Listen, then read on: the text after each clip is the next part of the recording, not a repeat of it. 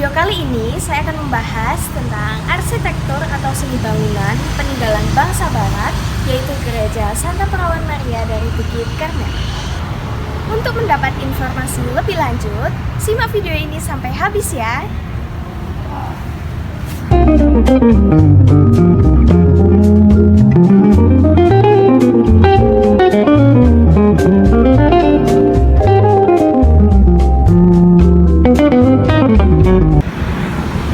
Seperti yang kalian ketahui, gereja ini memiliki arsitektur atau seni bangunan yang cukup unik.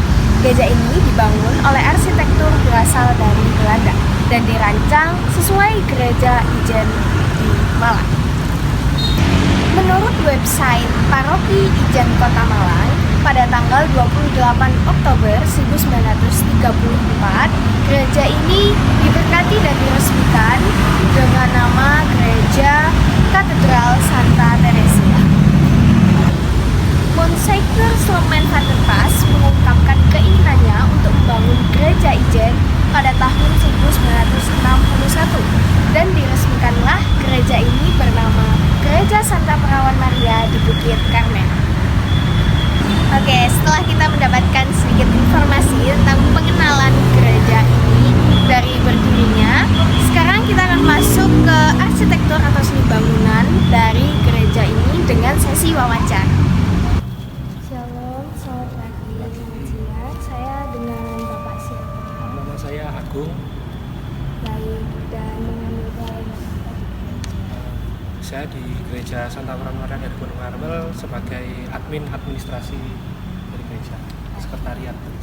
Saya akan mengajukan 10 pertanyaan mengenai arsitektur atau seni bangunan pada gereja katedral. Baik, yang pertama, apa nama tempat asal dari gereja katedral Santa Perawan Maria dari Bukit Karmel sebelum berganti nama? Nama gereja ini Santa Perawan Maria di Gunung Karmel dahulu namanya adalah Teresia Kerk. Jadi nama gerejanya itu Teresia Kerk, itu bahasa Belanda yang artinya gereja. Jadi saat dibangun namanya Gereja Teresia. Pertanyaan kedua, apa makna dari nama baru Gereja Katedral Santa Perawan Maria? Jadi nama Gereja Santa Perawan Maria dari Gunung Karmel itu merujuk pada tokoh yang kami hormati, yang saat itu menjadi panutan dari beberapa kelompok atau rombongan misi, yaitu Romo-Romo Karmel yang saat itu datang ke Malang bermisi. Itu berdoa atau berpedoman pada tokoh yaitu Bunda Maria dari Gunung Karmel. Jadi karena dari Romo-Romo atau pastor dan orang yang bermisi itu dari Ordo Karmel dan berdevosi kepada Maria Gunung Karmel, maka nama itu dipakai dijadikan untuk nama gereja setelah nama Teresia. Baik. Pertanyaan ketiga, kapan tempatnya gereja ini dibangun dan diresmikan? Gereja ini dibangun tanggal 11 Februari 1934. Kemudian 8 bulan proses pembangunan, diresmikannya tanggal 28 Oktober 1934 dengan nama Gereja Teresia. Pertanyaan yang keempat, di mana lokasi gereja ini berada saat ini? Gereja ini berletak di Jalan Buring 60. Jadi biasa dikenal dengan nama Gereja Ijen karena juga berdekatan dengan Jalan Besar Ijen. Yang kelima, apa cerita di balik lokasi pembangunan gereja ini? Jadi lokasi ini sebenarnya memang dimintakan oleh romo-romo atau pastor yang saat itu bermisi di Malang. Di romo ini yaitu yang pemerakarsanya adalah Monsignor Clement van der Pas.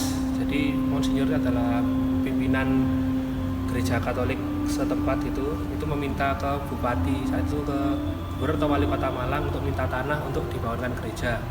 Karena pada saat itu jumlah ekspatriat atau jumlah warga luar negeri yang berada di Malang cukup banyak dan butuh tempat pelayanan ibadah, maka dimintakan tanah dan diberikan di Jalan Buring 60 ini. Pertanyaan yang keenam, apa fungsi bangunan gereja ini pada masa awal berdirinya gereja? Pada awal masa mulanya memang dari awal sudah ditujukan untuk tempat ibadah umat Katolik, itu memang dari awal sudah difungsikan sebagai gereja. ke-7, bagaimana fungsi bangunan gereja ini sekarang? Gereja ini saat ini tetap berfungsi sebagai tempat peribadatan umat Katolik sebagai gereja, juga melayani beberapa kegiatan di dalamnya terkait keagamaan, yaitu untuk pernikahan. Untuk umat Katolik juga menyelenggarakan pernikahan di dalam gereja. Kemudian untuk lain-lain kami juga menerima kunjungan dari berbagai macam instansi sekolah untuk yang ingin mengenal gereja. Pertanyaan yang ke-8, apa yang menjadi ciri khas arsitektur bangunan gereja ini? Gereja Ijen ini atau Gereja Santa Pranwara dari Gunung Karmel ini berciri Romanes dan Gotik. Jadi memang bentuknya masih seperti ada banyak kaca patri, kemudian ada pilar-pilar ke arah ke Gotik dan Romanes. Pertanyaan yang ke-9, siapa arsitek yang merancang bangunan gereja ini? Oke, jadi pembangunan gereja Ijen ini melibatkan dua arsitektur, yaitu dari arsiteknya bernama R. Rijken dan Henry Louis Maria Estorji. Pemborongnya namanya Baukunding Boreu Sitsen and Lausada. Baik, pertanyaan terakhir, bagaimana pengaruh dari gaya arsitektur terhadap masyarakat sekitar atau jemaat? Jadi pengaruhnya dari arsitektur ini memang arsitek gereja bergaya Roman atau Gotik memang membuat suasana peribadatan lebih khusyuk, karena memang bentuknya memang sangat menyerupai gereja-gereja pada umumnya seperti apa.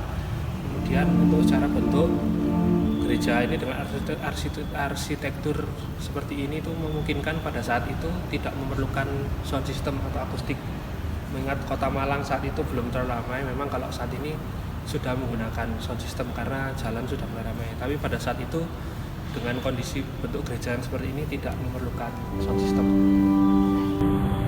Terima kasih Bapak atas waktu yang sudah diluangkan untuk menjadi narasumber pada wawancara ini.